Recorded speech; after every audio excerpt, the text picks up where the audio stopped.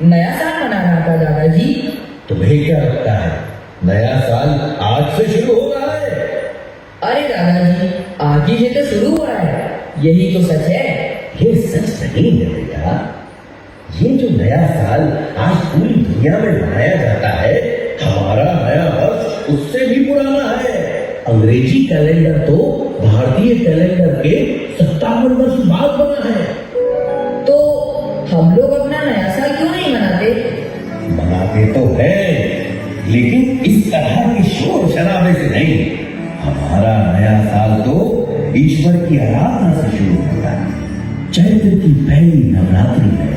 हमारे नए साल के बारे में कुछ और बताइए ना दादाजी। हाँ बेटा, उसके लिए तो एक कहानी सुननी होगी। कौन सी कहानी दादाजी? एक हो तो बताओ, अनेक कहानियां हैं बेटा। सिंहासन बत्तीसी, बेताल पच्चीसी। मुझे बताइए ना दादाजी उनके बारे में। बेटा तो रात हो गए हैं और सुबह तो है, स्कूल भी जाना है। चलो चलो चलो चलो, कल जरूर सुनाऊंगा तुम्हें विक्रम और बेताल की कहानियां, पक्का, ओके दादाजी, गुड नाइट। गुड नाइट बेटा।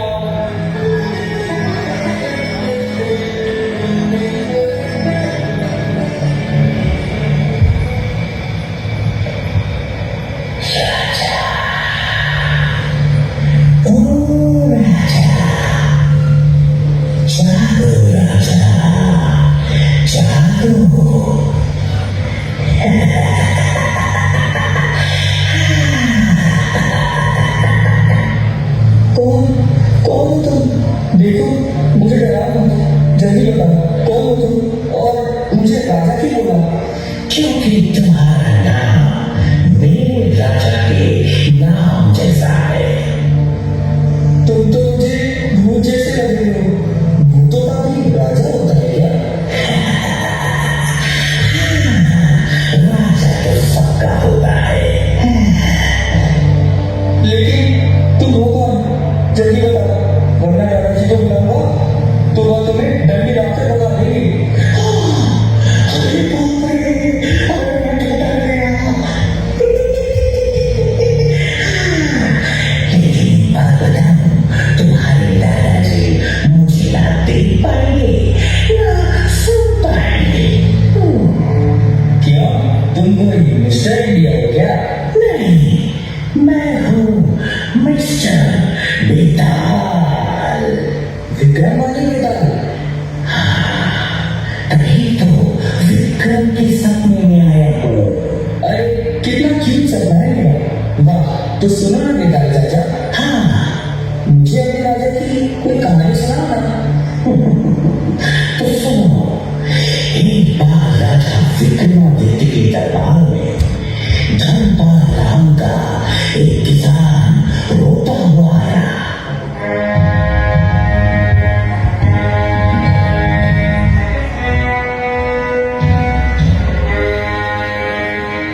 महाराज, दुहाई हो महाराज, दुहाई हो, दुहाई हो महाराज, दुहाई हो महाराज, दुहाई हो। रो मत और निडर होकर कहो कि क्या हुआ है तुम्हारे साथ। महाराज, मैं आपके राज्य का एक गरीब किसान हूँ। मेरी लड़की सूख गई, जंगल में लकड़ी काटने गई थी, तब से लौटी नहीं। मैंने उसे बहुत खोजा लेकिन वो कहीं नहीं मिली। अवश्य ही वो किसी संकट में है महाराज, मेरी सहायता करें, मेरी सहायता करें महाराज। कहीं वो जंगली जानवरों के रास्ते में तो ना आई होगी। नहीं महाराज, जंगली जानवरों से बचने के तरीके मैंने उसे सिखा रखे हैं। हो न हो किसी ने उसका अपहरण किया है। मेरे राज्य में कौन ऐसा दुस्साहस कर सकता है? तुम निश्चित होकर घर जाओ। तुम्हारी बेटी जल्द ही तुम्हें सब कुछ प्राप्त होगी। ये विक्रमादित्य का वचन है। मैं इस मामले की छानबीन स्वयं करूंगा। मेरे राज्य में हर एक नागरिक सुरक्षित है। जिसने भी दुस्साहस किया है उसे छोड़ा नहीं जाएगा। जाओ, घर जाओ। जो आगे महाराज। गुप्तचर जल्द से जल्द इस मामले का पता लगा। जो आगे महाराज। फिर क्या? गुप्तचर सारी जानकारी इकट्ठा कर अगले ही दिन विक्रमादित्य के पास जा पहुंची।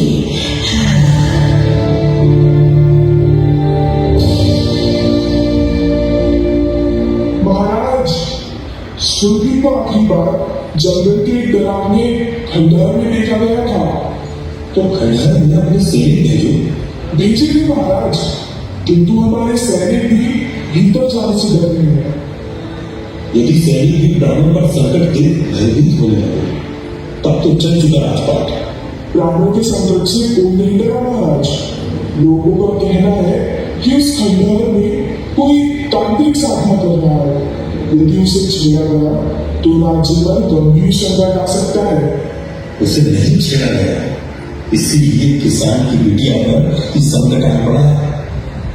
साधना का चोला होने से कोई साधन नहीं हो जाता। अब तो हम स्वयं उस खंडहर में जाएंगे।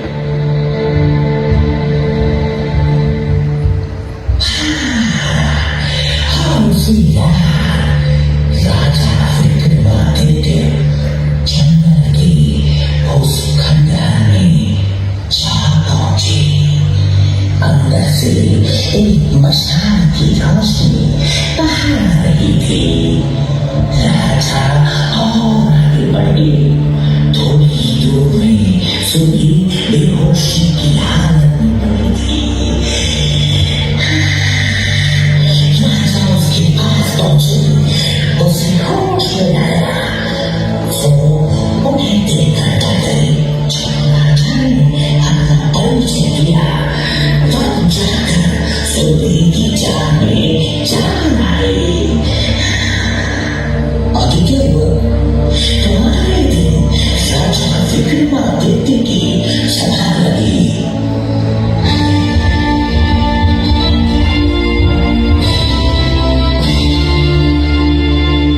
बताओ बेटे, जो भी तुम्हारे साथ हुआ वो सब कुछ निडर होकर करो। चुप क्यों सोबी? यहाँ सब अपनी ही है। जो भी तुम पर बीता वो कहो। मुझे खंडर तक ले जाने वाला एक तांत्रिक था। उसने साधु का चोला ओढ़ रखा था। वो मुझे छलपूर्वक साथ लेकर गया और वहां ले जाकर मुझे बेहोश कर दिया। फिर क्या हुआ? बेहोशी की हालत में मुझे कुछ दिखाई नहीं दे रहा था, किंतु वहां एक औरत की आवाज आ रही थी जो मंत्रों का जाप कर रही थी। तुम्हें वो आवाज याद है? वो औरत जो मंत्रों का जाप कर रही थी, उसकी आवाज पहचान सकोगे? जी महाराज, ऐसे कैसे इसकी बातों पर भरोसा कर सकते हैं महाराज? ये तो बेहोशी की हालत में थी। रानी पत्नी संकट से भी गुजरी है, इसकी बातों पर भरोसा तो करना ही होगा। बताओ तो, कैसी थी वो आवाज? पत्नी जैसी। महाराज प्राणों की दुकान बेटी अभी होश ही नहीं है, तभी अनंत समाज कह रही है। मैं पूरे होश में हूँ। आवाजें पहचानने में मैं गलती नहीं कर सकती पिताजी। ये वही आवाज है जो खंडर में मंत्रों का जाप कर रही थी। उस रात खंडर में रानी पद्मिनी ही थी। महाराज, तो क्या अब मुझे न्याय नहीं मिलेगा? मिलेगा। न्याय वो नहीं जो रिश्तों को देख कर बदल जाए। न्याय वो है जो सही और गलत को स्पष्ट रूप से परिभाषित करे। यदि राजा न्याय करने के समय अपने रिश्ते निभाने लगे तो ये प्रजा के साथ सबसे बड़ा अन्याय है। वह इसने कहा और आपने मान लिया। ये क्या है? साबित कर लो कि ये जो कह रहे हैं वो सही है। साबित भी हो जाएगा। राजपति, आप मंत्र जाप शुरू कीजिए।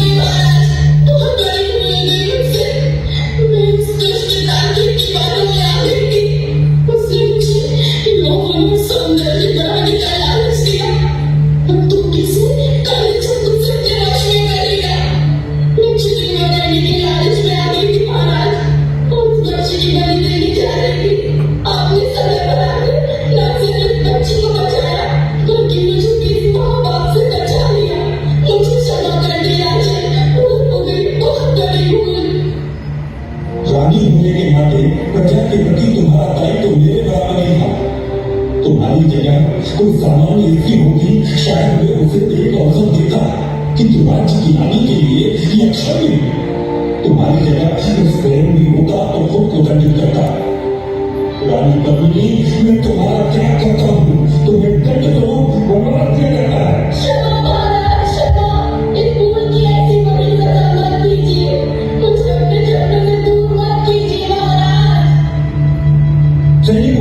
रानी को यहाँ से दूर ले जाकर वन में छोड़ दो और उस दुष्ट तांत्रिक को पकड़कर आज जीवन कारावास में डाल दो।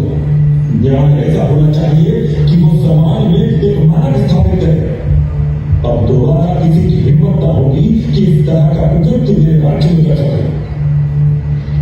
महाराज, महाराज हम महान हैं। आप जैसा कोई दूसरा नहीं।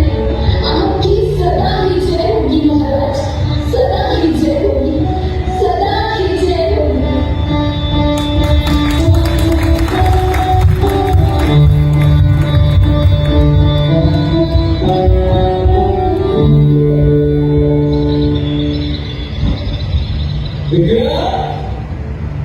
बेटा विक्रम,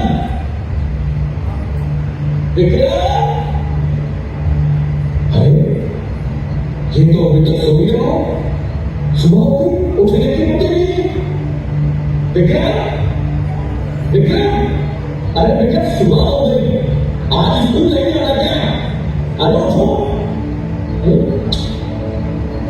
आजकल के बच्चे देखो, काम तो जूते नहीं है, घोड़ा बेचते हुए। अभी उठाता हूँ बेटा, ऐसे ऐसे घोड़े बेटा मत करना। मैं दादाजी को बता दूंगा, फिर वो तुम्हें ठंडे से बीतेगी। हाँ क्या खेत भर खाए बेटा, स्कूल का समय हो गया, उठो वरना खेत हो जाएगी। चलो उठो। अरे दादाजी आप और वो बेकार कर दिया। अरे तू है मेरा विक्रम और मैं हूं तेरा बेकार। बेटा तुम जरूर कोई सपना देख रहे हो। चल चल चल चल चल जल्दी जल्दी से ब्रश करो, तब स्कूल के लिए तैयार हो जाओ। बिल्कुल टाइम नहीं है। चलो आप भी सपना ले गए दादाजी, आज संडे है। क्या ये क्या हो गया? संडे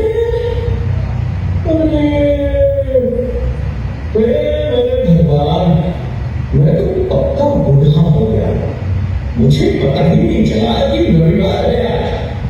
अरे बेटा मुझे माफ कर दो, मैंने तुम्हारी भी खराब कर दी। कोई बात नहीं, आपको पता है दादाजी, आज मेरे सपने में बेटा आया था। क्या? और उसने मुझे विक्रमादित्य की एक कहानी सुनाई। अच्छा, जो उनके न्याय प्रिय होने से जुड़ी थी। अब आप मुझे उनकी वीरता और दूसरे गुणों की कहानी सुनाइए। नेकी और भोजपुर तो सुनो बेटा।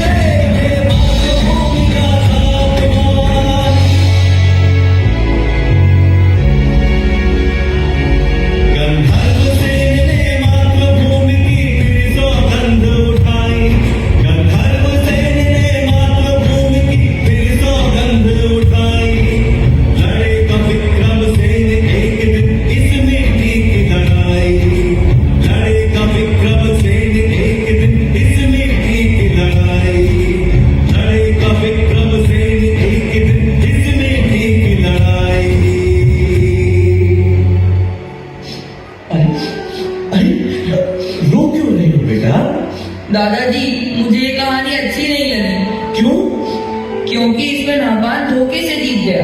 जीतना गंधर्व सेन को चाहिए था, लेकिन वो तो लड़ाई छोड़कर चले गए। गंधर्व सेन गए क्योंकि उन्हें अपने सैनिकों और जनता की रक्षा करनी थी। उस समय शक इतने ताकतवर थे कि उनसे जीतना बहुत मुश्किल था बेटा, और जितने दिन लड़ाई चलती उतना ही राज्य का नुकसान होता। इसलिए उस वक्त उन्हें लड़ाई बीच में छोड़नी पड़ी। पर विक्रम सिंह के पापा तो हार गए ना। हाँ, ये तो बुरा हुआ, लेकिन अंत भला तो सब भला। कहानी के अंत में तो विक्रम ही जीतेगा। मैं जीतूंगा।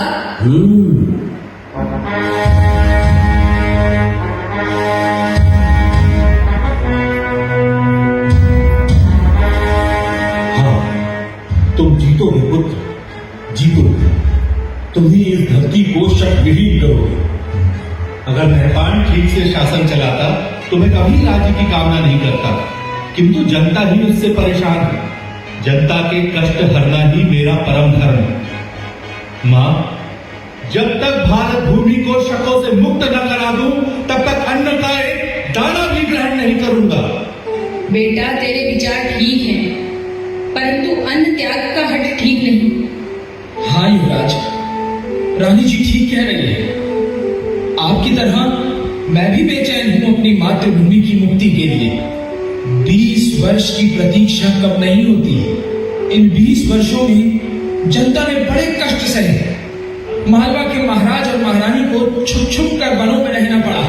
हम सब आपके बड़े होने की प्रतीक्षा कर रहे थे। हे मालवा नरेश, हम सबको आपके आदेश की प्रतीक्षा है। मालवा के नरेश तो स्वयं महाकाल है। हमारा वंश तो बस उन्हीं का सेवादार है। भगवान महाकाल मेरे स्वप्न में आए और उन्होंने आदेश दिया है कि अब अवंतिका को मुक्त कराने का समय आ गया है। ये तो शुभ संकेत है युवराज, किंतु हमारे पास सैनिक बहुत कम है। युद्ध में सेना की संख्या से अधिक उसका कौशल काम आता है। मैंने जो भैरव सेना तैयार की है उस पर महाकाल की कृपा है। इस भैरव सेना में ताकत और बुद्धि का सटीक मिश्रण है। हमें मेहपान की सेनाओं की रसद रोकनी होगी। रसद की कमी से वो आपस में ही कट मरेंगे और सही अवसर देखकर हम आक्रमण करेंगे।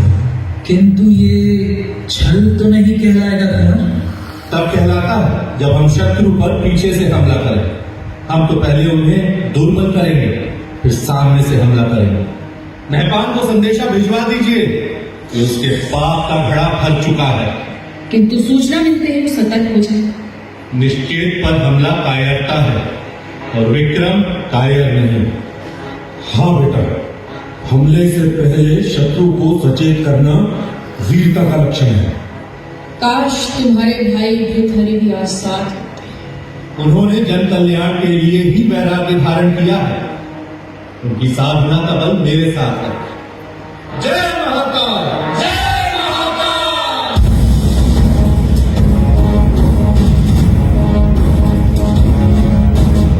मातृभूमि के सम्मान में विक्रम ने मेहपान से घमासान युद्ध लड़ा और मालवा भूमि को शक वंश से मुक्ति दिलाई।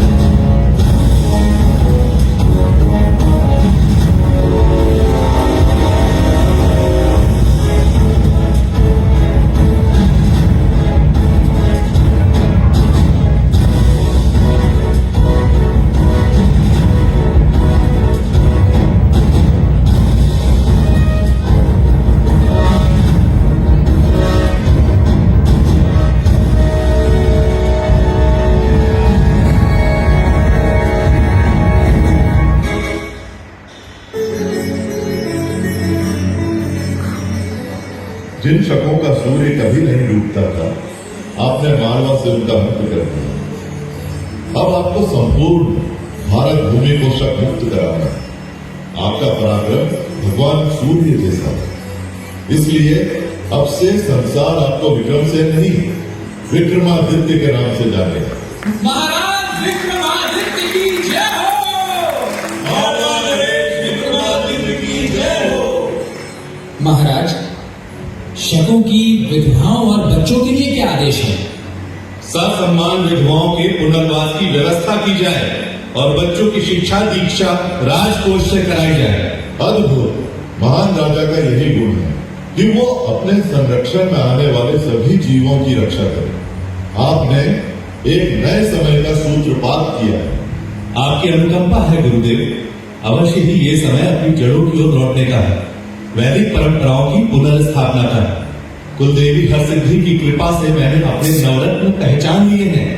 इन नवरत्नों की सहायता से मैं इस राज्य का संचालन करूंगा। धन्वंतरी, शपनक, अमर सिंह, वास्तुकार शंकु, कालिदास, वेताल भट्ट, वररुचि, खटखपर और वराह मिहिर जैसे विद्वानों के नेतृत्व में ये राज्य 10 दिशाओं में प्रगति करेगा।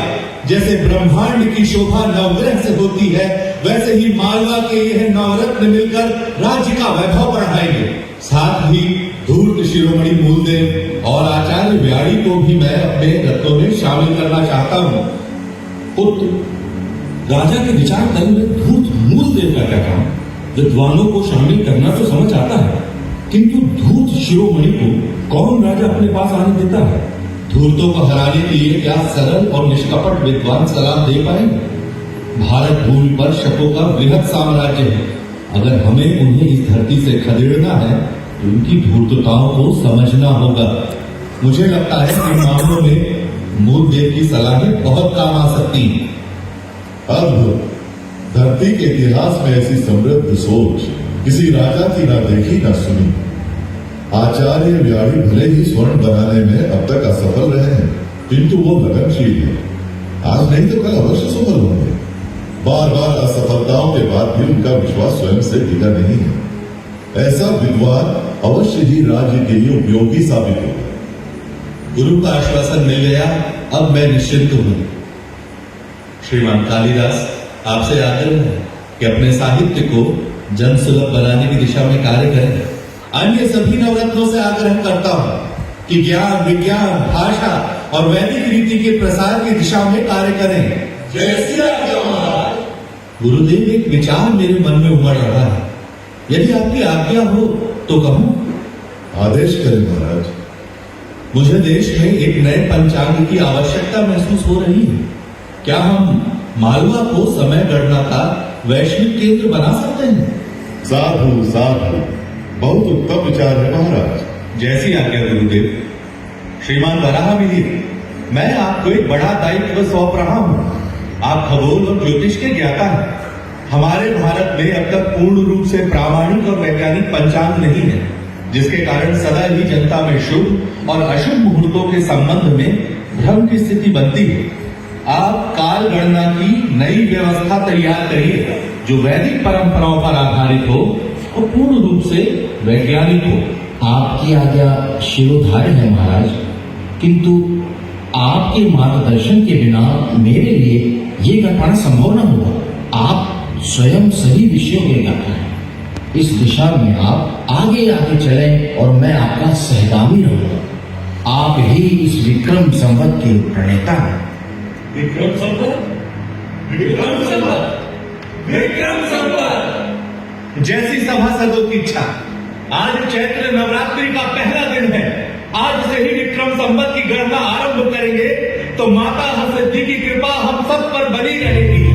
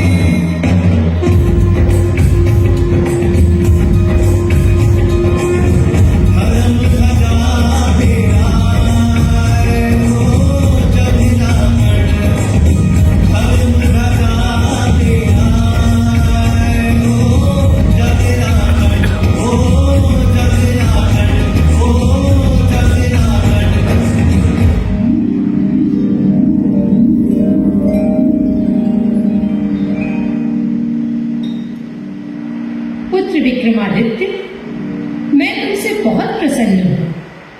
तुमने राजा बनते ही राज्य संचालन की दिशा में जैसा आमूलचूल परिवर्तन किया, उसके लिए तुम्हें अनेक आशीर्वाद देती हूँ। मैं तुम्हें ये 32 पुतलियों वाला सिंहासन देती हूँ। तुम इस सिंहासन में बैठकर न्याय कर सकोगे। मेरा आशीर्वाद है कि संपूर्ण भारत पर तुम्हारा शासन स्थापित हो। तुम चक्रवर्ती सम्राट बनोगे, सम्राट विक्रमादित्य, न भूतो न भविष्य।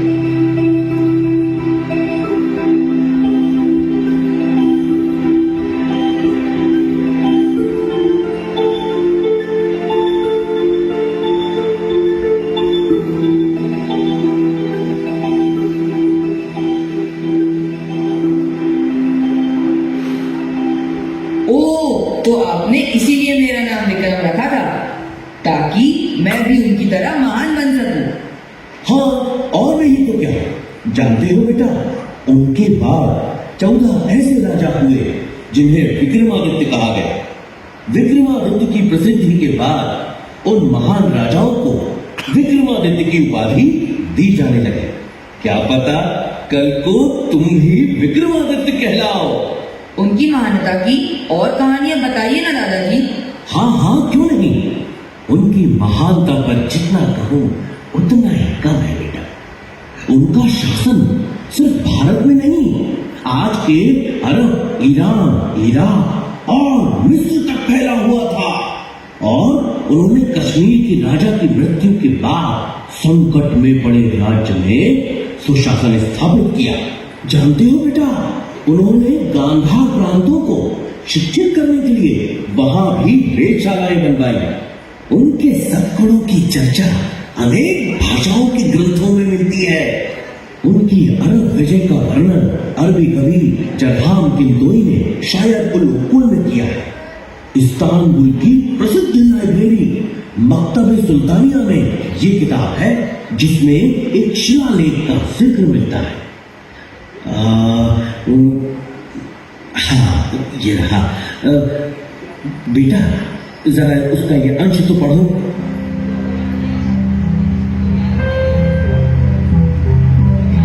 वे लोग भाग्यशाली थे जो विक्रमादित्य के समय में जन्मे। उन्हीं के शासन में जीवन बिताया। वह एक दयालु, उदार और कर्तव्यनिष्ठ राजा था, जो हर एक व्यक्ति के कल्याण के बारे में सोचता था। उसने अपने पवित्र धर्म को हमारे बीच फैलाया। हिंदुस्तान के सूर्य से भी तेज विद्वानों को विक्रम ने उनके बीच भेजा, ताकि ज्ञान का उजाला उस तरफ भी फैल सके। दादाजी, मुझे विक्रमादित्य की और कहानी सुनाइए ना। हाँ हाँ मेरे बच्चे, क्यों नहीं। रुको। इन किताबों में क्या है दादाजी? इन किताबों में कहानियां हैं। इन दोनों किताबों में सम्राट विक्रमादित्य की कहानियों का भंडार है बेटा। एक है सिंहासन 32 और दूसरी बेताल 25। इसके अलावा भी उनकी वीरता, उदारता, दया, क्षमा आदि गुणों से भारतीय साहित्य भरा पड़ा है बेटा। इन्हें पढ़ो और उनके गुणों को अपने जीवन में उतार कर तुम भी उनके जैसा बनो।